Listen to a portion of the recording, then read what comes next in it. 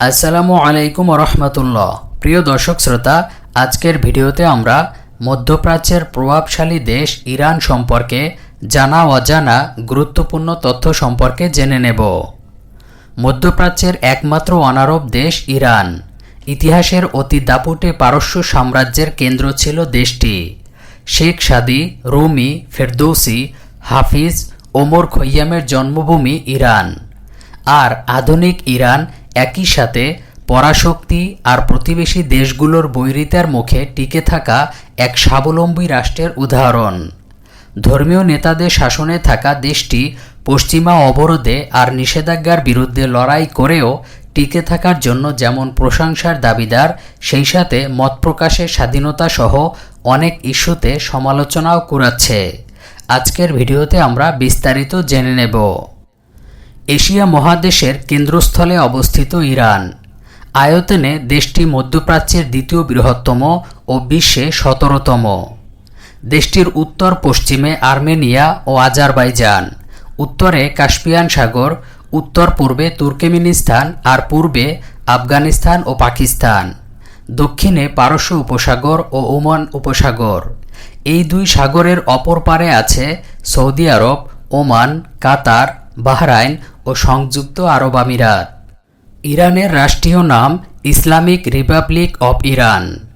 দেশটিতে ইসলামী প্রজাতন্ত্র প্রতিষ্ঠা হয়েছে 1 এপ্রিল 1979 সালে। ইরানের রাজধানীর নাম তেহরান। ইরানের আয়তন হচ্ছে 16,48,195 বর্গ কিলোমিটার। জনসংখ্যা হচ্ছে 8,31,00,000-এর বেশি। ইরানের অফিসিয়াল ভাষা ফার্সি। ইরানের 99% ইসলাম ধর্মের শিয়া প্রজাতির অন্তর্ভুক্ত। ইরানের মুদ্রার নাম ইরানি রিয়াল। ইরানের শিক্ষার হার 90%। প্রাচীন সভ্যতার দেশ ইরান। ইতিহাসের বিখ্যাত দুটি সাম্রাজ্য ছিল রোমান ও পারস্য সাম্রাজ্য। এই পারস্য সাম্রাজ্যের কেন্দ্র ছিল ইরান। খ্রিস্টের জন্মের কয়েক হাজার বছর আগেই দেশটিতে এলামাইট রাজত্ব প্রতিষ্ঠিত হয়, আর আরব মুসলমানরা ইরানে আসে 7ম শতাব্দীতে। ইরান হয়ে ওঠে মুসলিম রাষ্ট্র। আর আধুনিক ইরানে 1979 সালে পশ্চিমা মদতপুষ্ট স্বৈরশাসক রেজা শাহ পাহলভীর বিরুদ্ধে গণবিক্ষোভ থেকে সংগঠিত হয় বিপ্লব। রেজা শাহ দেশ ছেড়ে পালান আর দেশে ফেরেন নির্বাসিত নেতা আয়াতুল্লাহ খামেনি। ওই বিপ্লবের পর নতুন পথ চলা শুরু হয় ইরানে। ঘোষণা করা হয় ইসলামী প্রজাতান্ত্রিক শাসন ব্যবস্থা। প্রবর্তন করা হয় নতুন সংবিধান। বিপ্লবের পর প্রবর্তিত নতুন সংবিধানে ইরানের শাসন ব্যবস্থাকে সম্পূর্ণ নতুন একটি রূপ দেয়া হয়। সেই শাসন ব্যবস্থায় একটি গণতান্ত্রিক কাঠামো রয়েছে।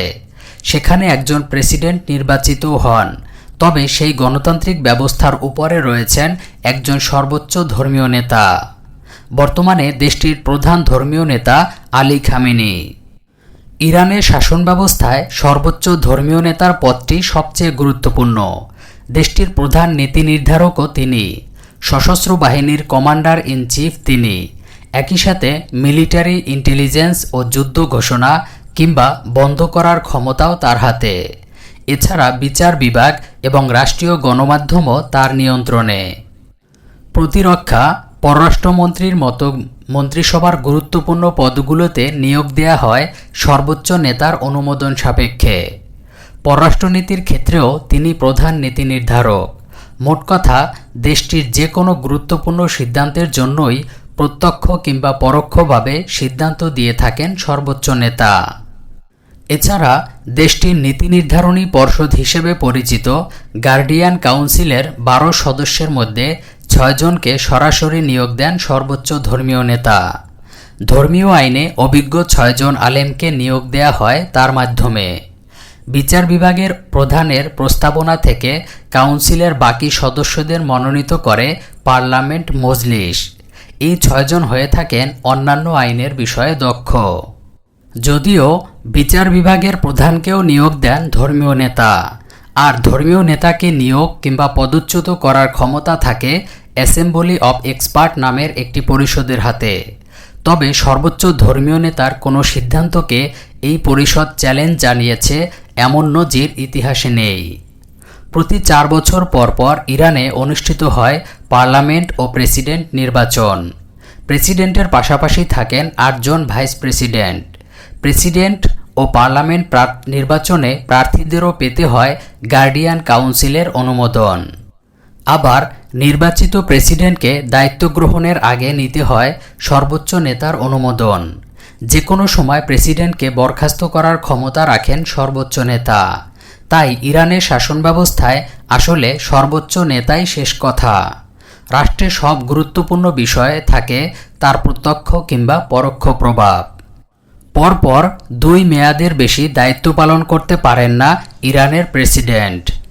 ইরানের বর্তমান প্রেসিডেন্টের নাম মাসুদ পেজেশকিয়ান। দেশটির অর্থনীতির প্রধান চালিকা তেল উৎপাদন। জ্বালানি উৎপাদনে যে দেশগুলো সুপার পাওয়ার আখ্যা পেয়েছে, ইরান তার একটি। বিশ্বে তেল মজুদের দিক থেকে ইরানের অবস্থান চতুর্থ। তেল শিল্প থেকেই আসে ইরানের অর্থনীতির সবচেয়ে বড় অংশ। এছাড়া প্রাকৃতিক গ্যাসের বিশাল মজুদ রয়েছে দেশটিতে, যার পরিমাণ 33.6 ট্রিলিয়ন কিউবিক মিটার, বিশ্বে রাশিয়ার পর যা দ্বিতীয়। ইরানের মুদ্রার নাম ইরানিয়ান রিয়াল। তবে অর্থনীতিকে তেল নির্ভরতা থেকে বের করে আনতে ইরানের নেতৃবৃন্দ আপ্রাণ চেষ্টা করে যাচ্ছেন। গাড়ি প্রস্তুত করছে ইরান, আছে পরিবহন ও স্থাপনা নির্মাণ সামগ্রী, গৃহস্থলী সামগ্রীর বিশাল শিল্প। এছাড়া কৃষি, বিশেষ করে মশলা উৎপাদনে বিশ্বের শীর্ষস্থানীয় দেশগুলোর একটি ইরান। সবচেয়ে দামি মশলা জাফরান উৎপাদিত হয় ইরানে।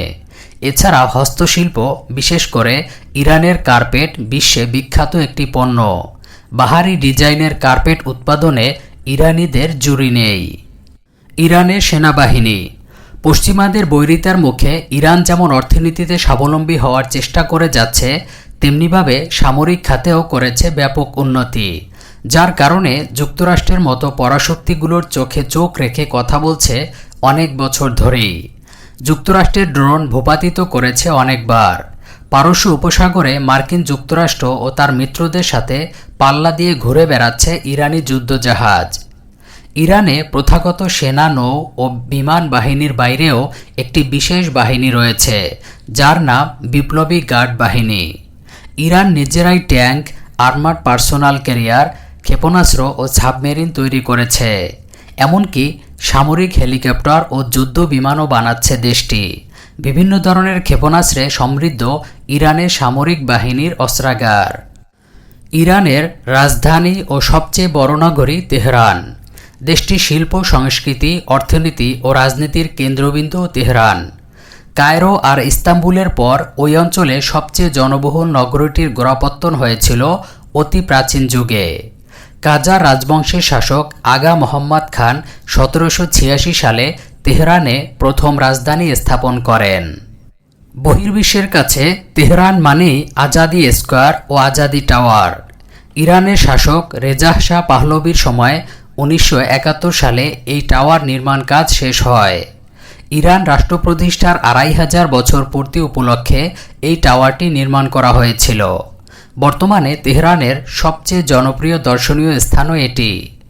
45 মিটার বা 148 ফুট উঁচু টাওয়ারটি সম্পূর্ণ মার্বেল পাথরের তৈরি। টাওয়ারের চারপাশে বিশাল খোলা সবুজ চত্বর নিয়ে গঠিত আজাদি স্কোয়ার। এর কাছেই রয়েছে আজাদি কালচারাল কমপ্লেক্স ও একটি ভূগর্ভস্থ জাদুঘর। এছাড়াও গোলেস্তান প্যালেস, সাদাবাদ প্যালেস ও নিয়াভারন প্যালেস তেহরানের প্রাচীন ইতিহাসের সাক্ষী হয়ে আছে। আর আধুনিক স্থাপত্য শৈলীর নিদর্শন মিলাদ টাওয়ার ও তিয়াবাজ ব্রিজ দর্শনার্থীদের মুগ্ধ করে থাকে। ইরান ইরাক যুদ্ধ। 1980-এর দশকে টানা 8 বছর যুদ্ধ চলেছে দুই প্রতিবেশী দেশ ইরান ও ইরাকের মধ্যে। 80 সালের সেপ্টেম্বরে ওই যুদ্ধ শুরু হয়। ইরানে বিপ্লবের পর শিয়া আলেমদের নেতৃত্বে শাসন প্রতিষ্ঠা হওয়ার পর থেকেই সাদ্দাম হোসেনের ইরাকের সাথে সম্পর্ক খারাপ হতে থাকে। ইরানি নেতারা প্রকাশ্যে সাদ্দামের সরকারকে উৎখাতের আহ্বান জানান। তারা ইরাকের শিয়া গ্রুপগুলোকে ইন্ধন দিতে থাকেন। যদিও সাদ্দাম ইরানের বিপ্লবকে স্বাগত জানিয়ে সুসম্পর্ক প্রতিষ্ঠায় আগ্রহী ছিলেন। এরকম একটি সময়ে ইরাকের পররাষ্ট্রমন্ত্রী তারিক আজিজ আত্তাইদের হাতে নিহত হয়। এজন্য ইরানি এজেন্টদের দায়ী করে সাদ্দাম হোসেনের সরকার। সেপ্টেম্বরের 22 তারিখ একযোগে ইরানের কয়েকটি বিমান ঘাঁটিতে হামলা চালায় ইরাকি যুদ্ধবিমান। এরপর শুরু হয় পূর্ণমাত্রায় যুদ্ধ। উভয় পক্ষের কয়েক লাখ সেনা নিহত ও নিখোঁজ হয়।